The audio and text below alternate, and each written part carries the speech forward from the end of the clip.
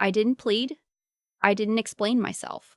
When my brother stood in my doorway 20 years later with his hat in his hand and his pride somewhere on the floor, I just looked at him and said, "The house? I sold it 2 years ago." The look on his face made 20 years worth every single second. But let me back up, because you need to understand where I started before you can understand what that moment meant. I was 19 years old the night my father died. It was February, the kind of cold that gets into your bones and stays there, and I remember sitting in the hospital waiting room with a paper cup of coffee I hadn't touched. My brother was 24. He was the oldest. He was the son. And in my family, that meant everything. My father had built a small empire, nothing that would make the news, but enough. A hardware supply company out of Columbus, Ohio, that he'd started with a truck and a storage unit when he was 26 years old. By the time he passed, he had 3 locations, a warehouse in Westerville, and a house that had been in the family since 1987. He also had a will, and the will was very clear, except my brother decided it wasn't. My father left the business to be split equally between us. 50-50.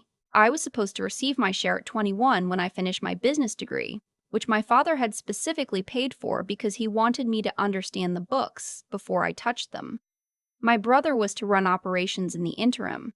That was the arrangement. That was what the attorney explained to us in a conference room that smelled like old carpet and cold coffee. My brother nodded.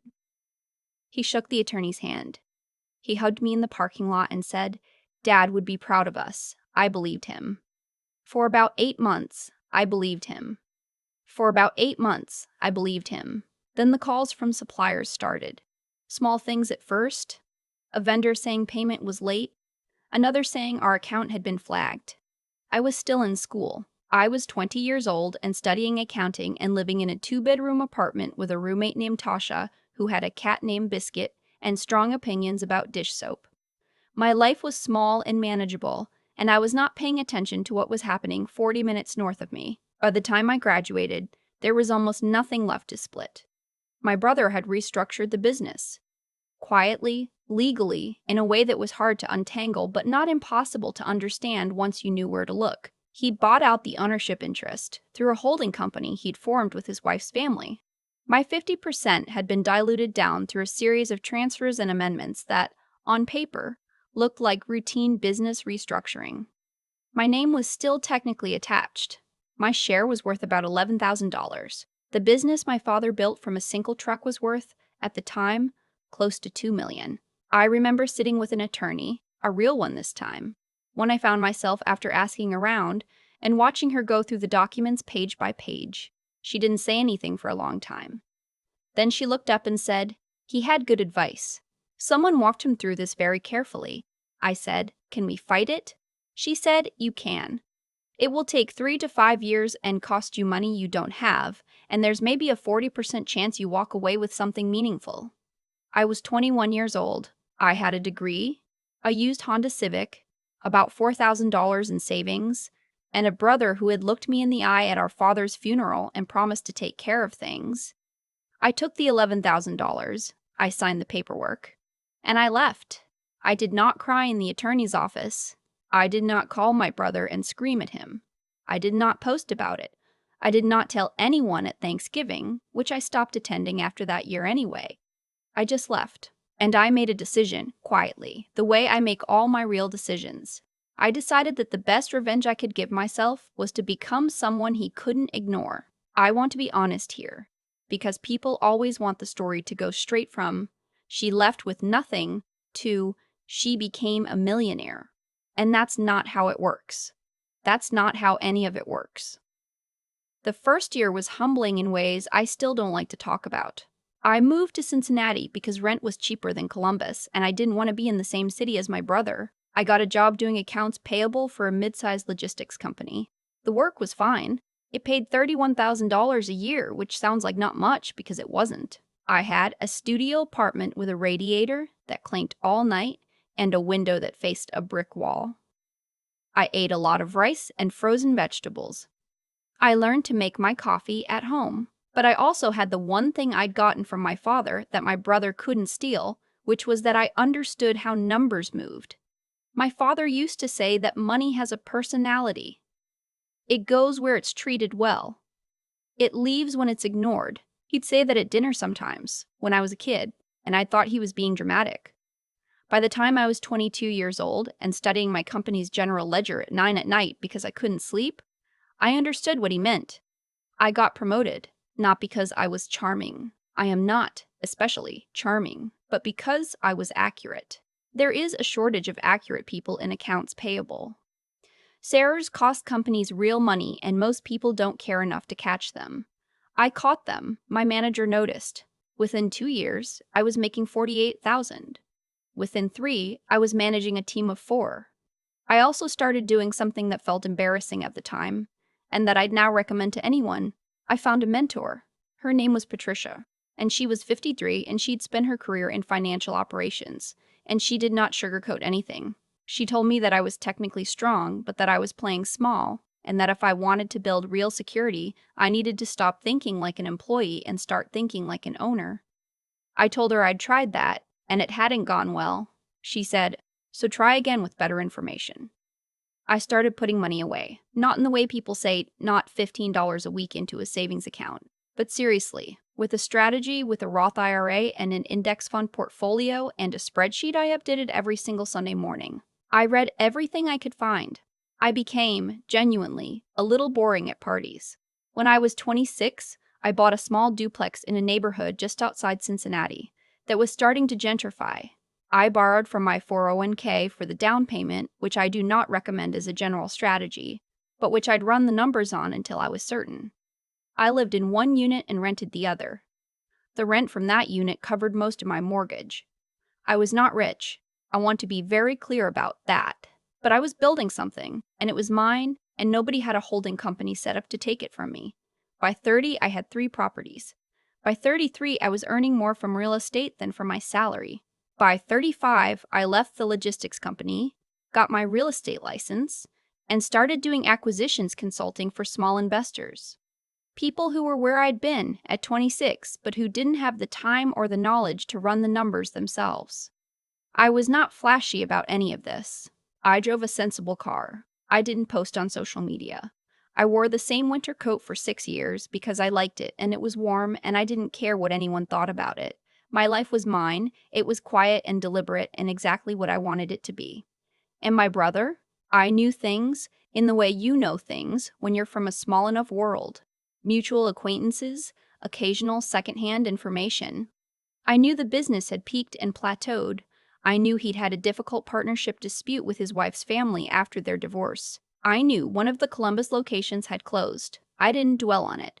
It wasn't my business anymore, literally or otherwise. I'd made my peace with the version of events where I just lived my life and never had to think about him again. Then our aunt called. Her name is Rita. She's my father's sister, the only one of that generation I'd stayed in contact with, mostly because she'd had the grace to never pretend she didn't know what had happened. She called me on a Thursday evening in early March. I was making dinner. She said, "I'm just calling to let you know because I thought you should hear it from family first. Your brother is in trouble." Real trouble. The bank is involved. I said, "Rita, that's not really my concern anymore." She was quiet for a second. Then she said, "He's been telling people the house is part of his assets. Your dad's house. I think he's planning to use it somehow." I said, "The house was sold as part of the estate." She said, "I know, but he's been telling people differently." I thanked her and hung up, and I stood at my kitchen counter for a while, not cooking, just thinking. Because here's something I'd learned by then. When someone's corner is closing in and they're desperate, they don't get honest. They get creative. And my brother had already shown me what creative looked like. I made a call to my attorney. The good one. The one I'd kept on retainer for my real estate work for several years. I explained the situation. She said she'd look into a few things. 2 weeks later, I got a letter. It was addressed to me at my childhood home's address, forwarded through the estate attorney who'd handled my father's affairs. So clearly my brother either didn't know or didn't care that I'd updated my address years ago. The letter was from my brother's attorney. It was long and it was formal, and what it amounted to was this. My brother claimed he had maintained and improved the family home at his own expense for 20 years, that I had abandoned my interest in the family estate, and that he was seeking formal recognition of his ownership so he could use it as collateral. I read it twice. I called my attorney. I said, "What exactly is he claiming?" She said, "He's arguing adverse possession, essentially, that he's had exclusive use and care of the property." I said, "The property that was sold through probate court when my father died." There was a pause. She said, "I'm sorry?" I said, "The house was liquidated as part of the estate. I have the probate records. I have my $11,000 disbursement. It has been owned by someone else for 20 years. Another pause. Longer this time. She said, "Did his attorney not know this?" I said, "Either they didn't do their research or he didn't tell them. I don't know which one it was. I truly don't. What I know is that 3 days later, my doorbell rang. I was at my actual house now, not my childhood address, which meant someone had found me on purpose, and I opened the door to find my brother standing on my porch. He was 50 years old. He looked older than that. He was wearing a jacket I remembered from years ago, a brown canvas thing he'd always liked, and it was too thin for March. I hadn't seen him in almost 15 years. He said, 'Hey.' I said, 'Hey.' He said, 'Can I come in?' I thought about it for a genuinely long moment. Then I said, 'You can stand right there.' He flinched. Good. He'd expected more than that. A hug, maybe, or an invitation to sit down, or a softening that 20 years' distance might have produced. But 20 years of distance from someone who hurt you doesn't make you soft. It just gives you time to learn the shape of the damage. He started talking. He did it the way people do when they've been rehearsing something, and they're afraid if they stop they'll lose their place. He talked about the business, about how hard it had been to maintain without a partner, about how the market had changed, about how the divorce had cost him. He talked about our father. He talked about legacy. He used the word family several times in ways that made something in my chest go very still. Then he said, "The house, Claire. I know there's been confusion about the house, but I need that asset. I've been keeping it up. I've been paying the taxes. And I know you've been away, but if you could just sign something confirming that you've had no claim on it," I said. "Which house?" He stopped. I said, "The house on Elmhurst? The one that was sold through probate court in 2006 to a couple named Henderson? That house?" He blinked. Once. Twice. I said, "I have the probate filing in my files. I have the sale record. I have my distribution check. I can show you all three if you need them." He said, "What?" I said. "The house was sold, and the proceeds were distributed as part of the estate. You received your share. I received mine." I paused. "I'm assuming your attorney has now figured this out, given that they suddenly seem much less interested in reaching me." He said, "That can't be right." I said, "It's not only right, it's documented, recorded, and a matter of public record. Which means, whatever you told your bank, whatever you've been representing to people about that asset, is not accurate." He opened his mouth and closed it again. For the first time in my life, I watched my brother look genuinely small. Not embarrassed small, not caught in the white lie small. Actually small. Like something had been removed from him that he'd counted on being there. He said finally, "I thought I handled the estate. I thought," I said. "You didn't handle the estate. The court did. You just told yourself a story about it long enough that you started believing it." He didn't say anything to that. I said, "I'm not going to sign anything for you. I'm not going to help you. I'm not angry, I want you to know that, because I think you're expecting me to be angry, and I'm not. I just don't have anything for you." He said, "Claire, we're family." There it was, the last card, the oldest one. I said, "Family was what my father meant when he made that will. Family was what I thought you meant in the parking lot outside the attorney's office. But what you did with the business wasn't family, and what you did with this house story isn't family. So when you say that word to me, I need you to understand that I hear it differently than you mean it." He was quiet for a long time. Then he said, "I'm in serious trouble." I said, "I know." He said, "I don't know what I'm going to do." I said, "That's not something I'm able to solve for you." I looked at him for a moment. My brother. The person who had sat across from me at every Thanksgiving until I stopped coming. The person who'd called me kid until I was 17. Who'd taught me to ride a bike in the church parking lot up the street. who had stood at our father's funeral and held my hand during the part with the prayer. People contain everything they've ever been. That's the thing nobody tells you. You can be furious at someone and also grieve who they were. Those things live in the same place. But grief is not the same as obligation. I said, I think you should talk to a bankruptcy attorney. There are some decent ones in Columbus. I didn't start there. Then I said, take care of yourself. Because I meant it in the distant, uninvested way you can mean something when you've already finished grieving it. And I closed the door. I stood in my front hallway for a few minutes just breathing. Biscuit. Not the original Biscuit, I should say. But I had a cat now, too. A gray one I named that on purpose and never explained to anyone. Was sitting on the bottom stair watching me with the unreadable calm that cats have. I picked her up. She tolerated it briefly, then got down and walked away, which felt about right.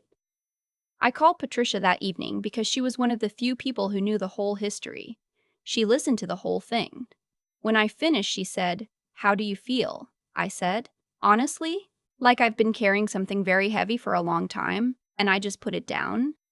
She said, "Good. That's exactly what that is. My father used to say that what you build yourself, nobody can deed away from you." He was talking about the business. He was talking about reputation, about character, about the kind of person you chose to be when things got difficult. He wasn't talking about me specifically. I don't think I was 8 years old. I don't think he was giving me a personal prophecy. But I think about it now. I think about that Tuesday morning in February when I was 21 years old and sitting in an attorney's office watching $11,000 of a $2 million business get slid across the desk toward me. I think about the decision I made in that parking lot after. Not to fight, not to beg, not to spend years in court burning through money and anger chasing something that was already gone. I think about every Sunday morning with the spreadsheet, every unremarkable Tuesday where I just did the work, every small property, every careful number, every year of building something that was mine because I had built it, not because anyone had handed it to me. My brother was wrong about a lot of things, but I think the thing he was most wrong about was believing that what he'd taken from me was the most valuable thing I had. What I had was what I knew. What I had was what I was willing to do with it. And it turned out that was enough. It turned out that was more than enough. Some things you don't get back. Some doors close and stay closed, and that's just the shape of your life now. But the thing about building from the ground up, the real thing, the part nobody talks about, it's that the building is the point.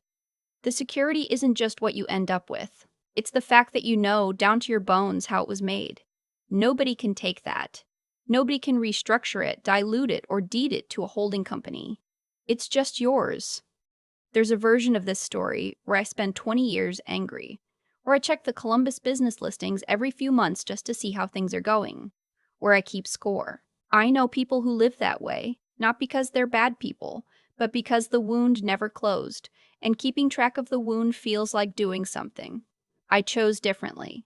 Not because I'm noble, because I was tired, and I was 21, and I had just enough clarity to understand that the anger was expensive, that every hour I spent replaying what my brother had done was an hour I wasn't spending on the spreadsheet, on the property, on the slow, boring, unglamorous work of building something real. That's the thing about what happened with my father's estate. The outcome wasn't unfair because my brother was cleverer than me. It was possible because he moved while I wasn't watching, while I was trusting, while I assumed that family meant what I thought it meant. The lesson I had to learn, and I did not learn it gently, is that integrity isn't just something you have. It's something you apply. You have to actually use it in the decisions you make, including the decision to pay attention, to read the documents, to not sign things you haven't had someone independent review. Patricia used to say that intelligence without character is just a better tool for making a bigger mess. I think about that a lot. My brother is not stupid. He understood those legal documents. He understood exactly what he was doing when he restructured the ownership. That knowledge, applied without any real sense of what was right, produced a 20-year disaster that ended with him standing on my porch in a coat that was too thin for March, asking me to help him with an asset that hadn't existed for 2 decades. What I tried to build, what I think I actually built, was the other version, where you use what you know in a way you can stand behind, where the spreadsheet is honest, where the numbers reflect what's real. It's slower, It is genuinely, profoundly slower than taking a shortcut. But the thing about shortcuts built on other people's losses is that they have a structural problem from the start. Eventually, something has to hold the weight, and there's nothing there. The resilience part. The part where you actually keep going after the attorney slides $11,000 across the desk and says that's what you get. That part doesn't come from anywhere dramatic. It came from deciding, that afternoon in the parking lot, that I was not going to let the worst thing someone did to me become the most important thing about my life. It came from the duplex, with the noisy tenants and the Sunday morning spreadsheet, and the years of doing the work when nobody was watching and there was nothing cinematic about it. My father built his business from a truck and a storage unit. He didn't come from money. He came from knowing how to do something and being willing to do it every single day until it added up to something. I am my father's daughter. My brother got the paperwork. I got the actual inheritance.